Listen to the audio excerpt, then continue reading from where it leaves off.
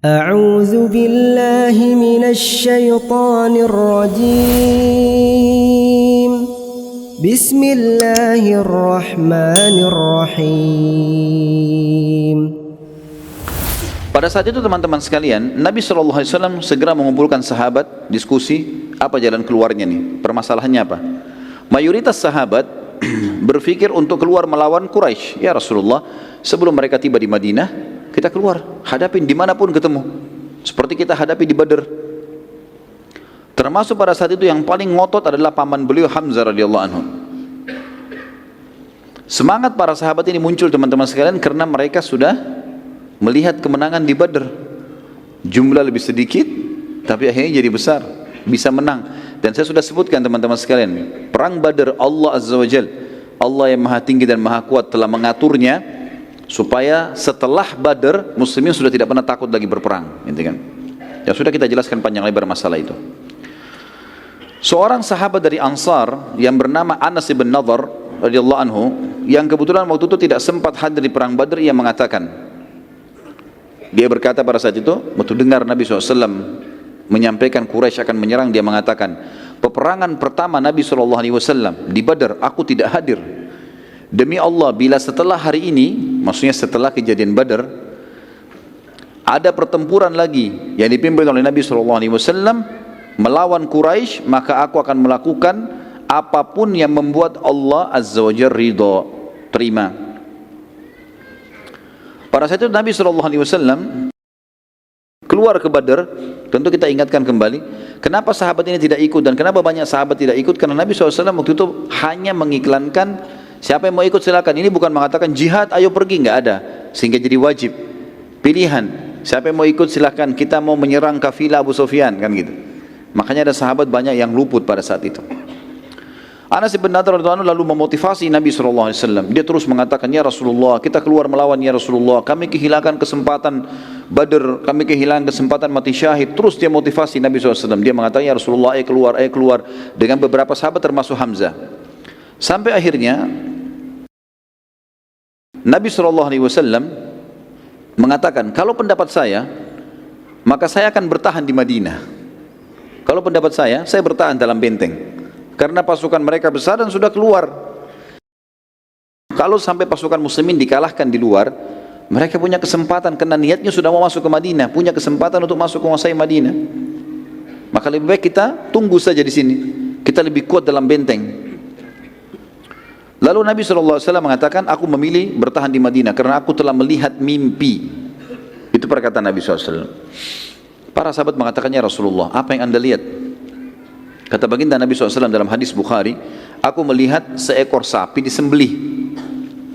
Aku juga melihat pada pedangku terdapat kebengkokan atau retak. Aku juga melihat aku masuk dan berlindung dalam baju perang yang kokoh. Para sahabat bertanya, lalu apa penakwilannya Rasulullah? Kata Nabi SAW, aku menakwilkan sapi yang disembelih adalah sahabat-sahabatku, beberapa sahabatku yang akan terbunuh. Sementara kebengkokan pada pedangku atau retaknya, adanya salah satu kerabatku yang akan terbunuh, dan aku masuk ke dalam baju perang yang kokoh, aku takwilkan kota Madinah. Oleh karena itu, aku memilih untuk bertahan di Madinah. Tapi pada saat itu para sahabat mengatakan, ya Rasulullah, itu takwil mimpi wahyu atau penyampaian dari anda? Nabi SAW mengatakan, itu penyampaian dari saya. Takwil, kalian tanya takwil, ini saya takwilkan, gitu kan? Maka di sini para sahabat mengatakan, ya Rasulullah, izinkanlah kami berperang, keluarlah. Terus saja mereka memotivasi dan mendorong Nabi SAW untuk keluar. Beberapa sahabat sampai beliau mengatakan, baiklah, kalau gitu bersiap-siaplah. Lalu Nabi SAW pun pulang ke rumah beliau dan beliau mempersiapkan baju perangnya. Waktu Nabi SAW masuk ke dalam rumahnya, para sahabat akhirnya berbicara satu sama yang lain.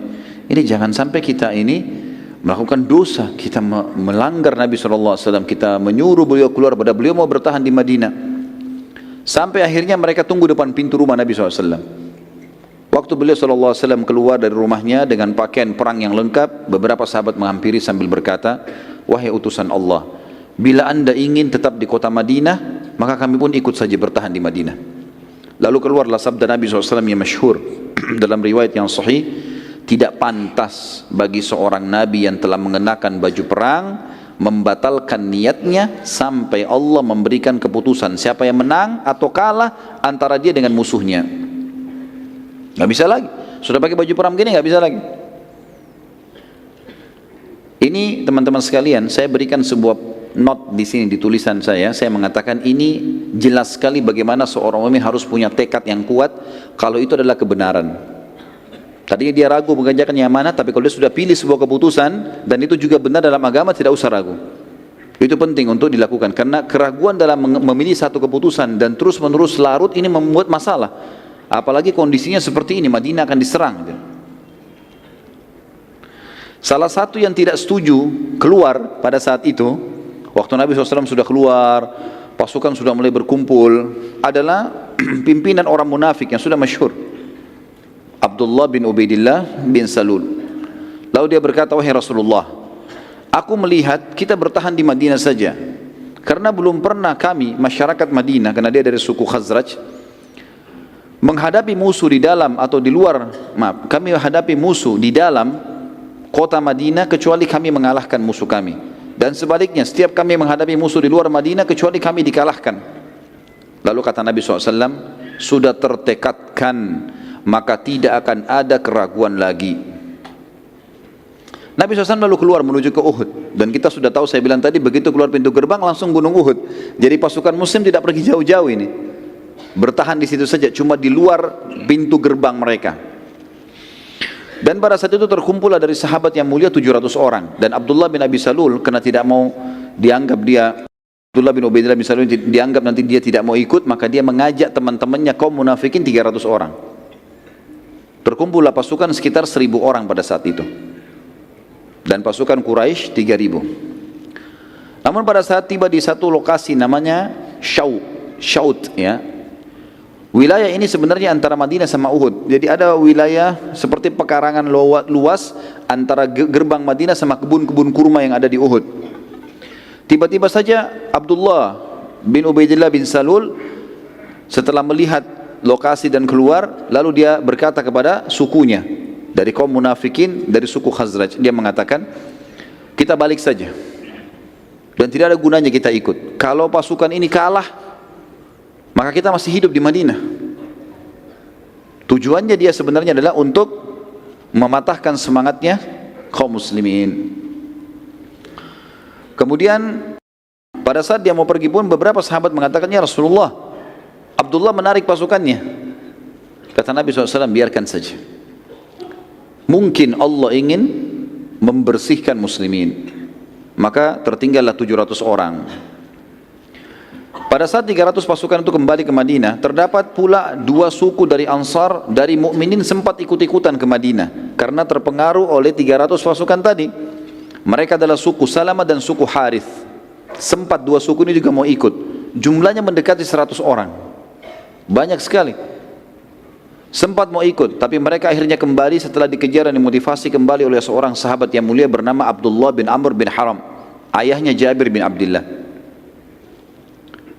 radhiyallahu anhum ajma'in, sempat mengejar mereka dan mengingatkan besarnya pahala jihad di jalan Allah, terlebih lagi bersama Nabi SAW.